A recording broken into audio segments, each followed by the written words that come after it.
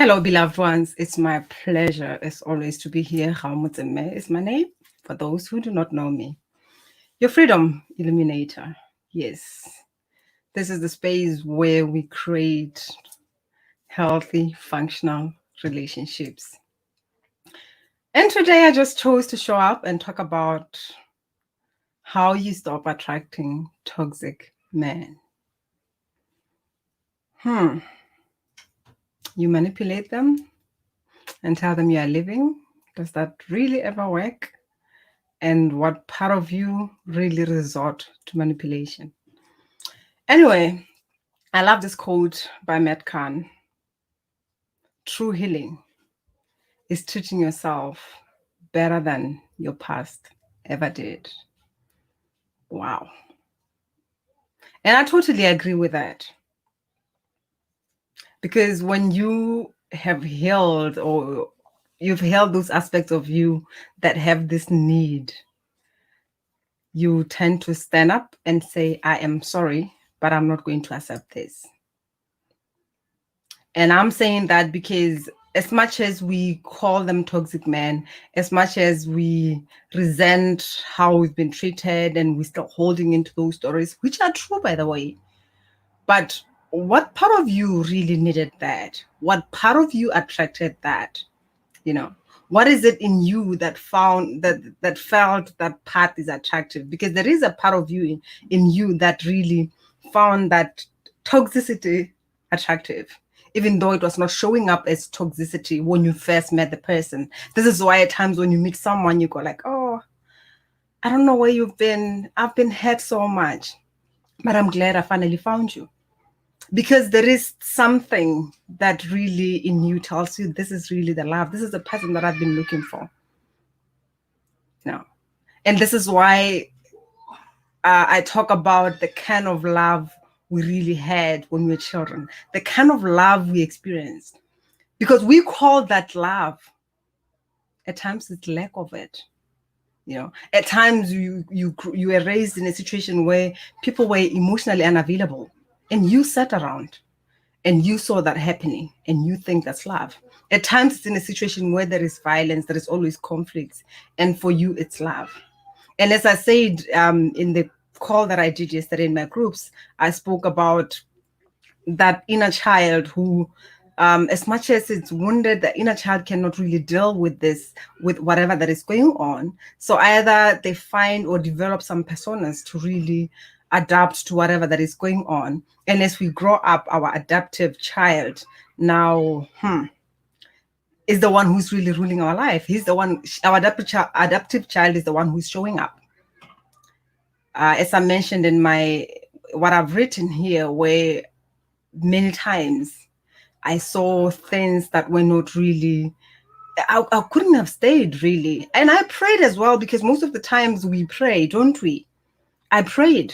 And I believe whatever that you're going through, you are praying for a solution. You are praying, someone help me out. God help me out there. But then God is talking to you by the situation getting worse to tell you that it's the time for you to get out of it, or it's the time for you to find yourself. And because you want excuses, you can think that, oh, these people are just trying me, or find someone to blame, which could be, for instance, if it's the situation of cheating, you can blame the other woman. You can now start in that war kind of competition thing that I'm going to prove them wrong or whatever. But at the end of the day, how do you feel? You know, do you really find, is it joyful? Or at times it's a situation where as a child, you have seen that happening a lot, but despite all of that, your parents stayed together and you have this vision that I want to stay for 40 years because I've seen my parents do it. At what cost did they do it? And at times we just wait and hide because we hope that the situation will change. But nothing changes on its own. You are the one who changes. Because I said, and I prayed, and God always answered my prayers.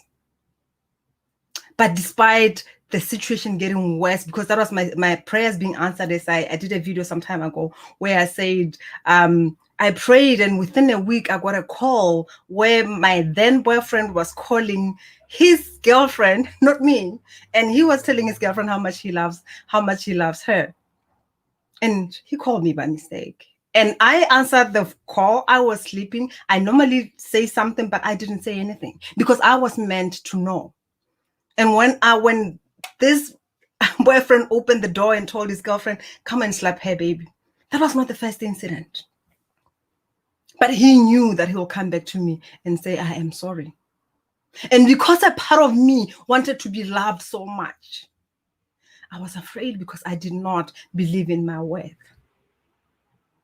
This is why now, when I think of this, I smile because I realized that the only person who really betrayed me in that situation was me.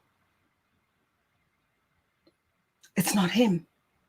Because he showed up many times and said, even though I say I need you, but this is how I'm going to treat you. So are you willing to stay and allow me to treat you the way I'm treating you? But no, I was committed because I wanted to have a kind of an identity in the society. And I had to fight every single day to hide so that people do not really know what I'm going through. And I'm showing up today to ask you this question. How long are you willing to hold in there? Because at times we don't have boundaries. Really, we don't have boundaries at all. We are busy out there, going out there, just letting everyone come in and out and do as they please. And when things really get shitty, we resort to manipulation. The poor me. You manipulate. If you do this again, I'm going to leave, what. And then the neediness in you, the fearful child in you shows up and like, where would you go? And like I said, there was a time when I was going to work, I was preparing my children so that they can go to school. And I was busy brushing my son's teeth. And he kept like really running away from this toothbrush. And I'm like, Fidel, you have to brush your teeth. And he said, Mommy, you are using that. And you know what I was using? I was using a scrub, a facial scrub, instead of a toothpaste. Because I was consumed by stress. And as if that wasn't enough, I had to wait until my health was really in danger. And even when I was going to the hospital, doing all the scans and all that, being scared of maybe I have a tumor because I had this one-sided headache that was really extreme. When someone brought the whole issue of stress, I didn't want to admit that. No, I cannot be stressed because I'm this powerful woman. I'm this strong woman. The masculinity mask that we wear so well. An illusion of strength, which is toxicity. And I'm here to tell you that if you are really fed up with attracting toxic men, look within you, focus inside you. What part of you find this man attractive? At times, it forces us to go back to the time when we were children. It forces us to go back to the experiences that we had. At times, it's a small thing, especially in the world where you have to be nice. At times, it's a small thing as not wanting to stand up for you because you want to be nice. And as I said again, that we took love and molded it into something that is not. Because we believe love is not saying no. We believe love is not stepping out if a situation is too toxic. We have been conditioned to believe that, because that kind of love that we have, it's where you are being a doormat because you want to be nice. And as much as other people can come and manipulate you and tell you how much they need you, because there's a different thing when someone say, I love you, and their actions really correspond with that. But if someone say, I need you, then there is a part in them that really needs your presence, that needs your light so that they can feed in it. But they're not there because they love. This is why they're still busy looking elsewhere. And because your beliefs are forcing you to see what you want to see, you are holding on to the beliefs that I have to stay here. You're holding on to the beliefs that as women, we are here to suffer. And I'm here to tell you that, no, we are not here to suffer. As much as when I reached out to many different women, I spoke to them and said, this is what I'm going through and I'm willing to get out. And they said, you don't understand. I've been here for 20 years. I've been here for 15 years. But it's not all rosy. It has been happening for generations. That was a confirmation that I got. And you have to go through it as well. And a part of me was scared because the pain was too much. And I knew that my children were getting affected by this. And the lies we tell ourselves is that I'm doing it for my children. Can we stop being selfish because you are not doing it for your children? This is why now we are all suffering. We are meeting the other men who are also not available emotionally because they've been told not to feel their emotions. We are meeting men who grew up in situations where there were conflicts and violence, and they learned that that is the way to love. And we come up as well, fed up with the whole thing of strength because we have seen some things happening to our parents. And we saw that I'll never allow that to happen. But then we choose to stay in conflict. We choose to fight day in and out. And we are telling our children that this is the way to be. And at times, we choose to stay for the sake of our children, as we say it, but then there is this anger where you never even say anything positive about the other person. Because there's so much anger in you and you don't even know what to do with it, but the only way is to channel it and share it with your children. You are just like your father. He was like this and that. I've seen it happen. And I saw that I don't want to see my children go through that. And at times, as I said, you are the only missing person. It's not the other person doing something to you. It's you who has to step it up. Because you saw when you came here, you said, I am going to choose this family because I'm going to remember who I am. I am the one who's going to lead by showing them how we have to be. That means I'm going to show up and I'm going to choose my joy. And I'm going to show up and show my partner how I want to be treated. Does he want to rise up? Because if he rises up, then he's really, that's what we call love. Someone who's being with you to complement and help you evolve into something beautiful and help you blossom and be that which you came here to be. Rather than someone who says, I need you, yet they are letting you shrink because they are not watering you. And as much as your heart might be open, eventually you close because you give way too much. And where do you get the nourishing from if you are busy nurturing someone? And as I mentioned, at times we have this illusion, like this belief, which truly I don't like it at all. Man, I like children. Treat them like your children. That means allow everything that they do. And as much as I'm dealing with my teenage son, I can imagine having another teenager as my partner. Are we surprised when our needs are not met? Is it surprising? How can your needs be met by your own child? And what I know, truly, if you're a man, I want you to comment. What I know is that men really want a woman who knows who they are, a woman who is really, who stand by something. At times, because of their wounds, they tend to want someone who they can step on, someone who will massage their wounds. But when they evolve and grow, they want a woman who has a stand. That's a woman who turns them on, a woman who shows up, so that we can have a conversation. A woman who contributes to their well-being, to their evolution, not someone who just sit and shrink. That's not what men want. We have it twisted. And the question is, are you willing to show up and let go of that rescuer mask? Because at times we fight so much to rescue someone when they come with their wounds and say, someone treated me like this, and I'm going to prove to you that I'm not like other women. I'm saying, go heal your wounds, baby. After you've healed your wounds, you can come and find me. I want a healed man. I don't want a wounded man, because I have been healing myself. And I want someone who has looked at their wounds. I don't want someone who comes to me and says someone hurt me, so I'm very fragile. Oh, you don't say that to me. I'm not willing to take responsibility because I am the way I am because of how I was treated. And then you show up in your unworthiness, in your need to rescue, because that rescue mask that you are wearing is because you still want an approval. Therefore, you are showing up to rescue someone and prove that you are better than the other woman. That's not your role. Your role is to really show up for yourself. Your role is to show yourself that you are better than the version that was stepped on. The version that another man opened the door to another woman and said, come slap her. Now I look at that version of mine and I said, I'm sorry, baby, because I didn't realize the light that you are. I took your value for granted. I played small, but I'm not willing to do that. Not anymore.